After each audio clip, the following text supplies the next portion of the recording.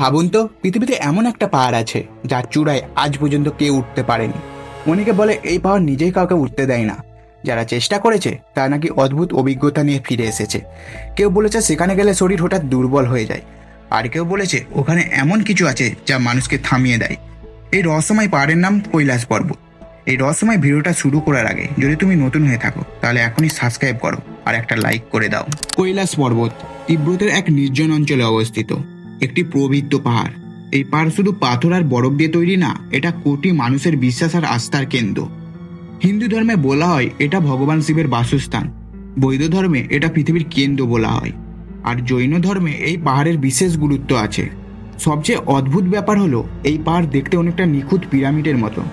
এর পাশে আছে মানস সরোবর হ্রদ, যেটা পৃথিবীর সবচেয়ে পবিত্র জল উৎসগুলোর একটি ধরা হয়।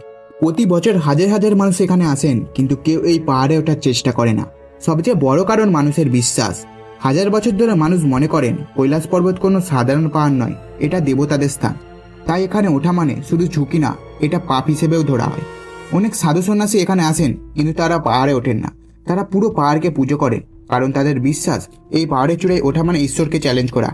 এই পাহাড়ের গঠন দেখতে যতটা সহজ মনে হয়, বাস্তবে এটা ঠিক বিপজ্জনক। পাহাড়টা খুব খাড়া এবং আবহাওয়া খুব দ্রুত বদলে যায়।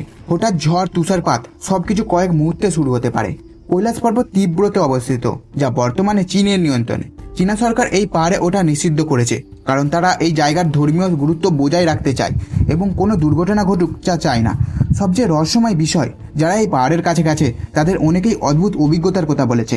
কেউ বলেছে তাদের শরীর হঠাৎ অসুস্থ হয়ে পড়েছিল, কেউ বলেছে তারা নাকি ঠিক দিক চিনতে পারছিল না, আর কিছু লোক এটাও দাবি করেছে যে সেখানে গেলে সময় যেন অন্যভাবে চলে। এখন প্রশ্ন হলো, এই রহস্যের পেছনে কি আছে? অনেকে বিশ্বাস করে কৈলাস পর্বত এক ধরনের অদ্ভুত শক্তি রয়েছে। এই শক্তি এতটাই প্রবল যে মানুষ সেখানে বেশি সময় থাকতে পারে না, আর কেউ যদি চূড়ায় ওঠার চেষ্টা করে তাহলে এই শক্তি তাকে থামিয়ে দেয়। কিছু মানুষ মনে করে এই পাহাড় আসলে প্রাকৃতিক নয়, এটা নাকি মানুষের তৈরি একটি বিশাল পিরামিড, কারণ এর গঠন অনেকটাই নিখুঁত।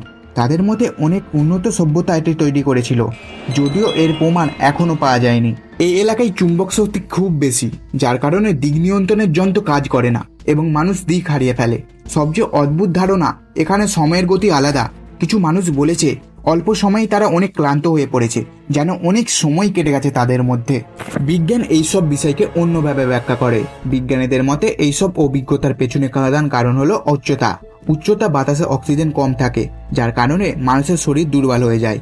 এছাড়াও ঠান্ডা আবহাওয়া, হঠাৎ আবহাওয়ার পরিবর্তন, সব মিলিয়ে মানুষ অস্বাভাবিক অনুভব করে। তাই অনেকে বলে এই অভিজ্ঞতাগুলো রহস্যময় মনে হয়।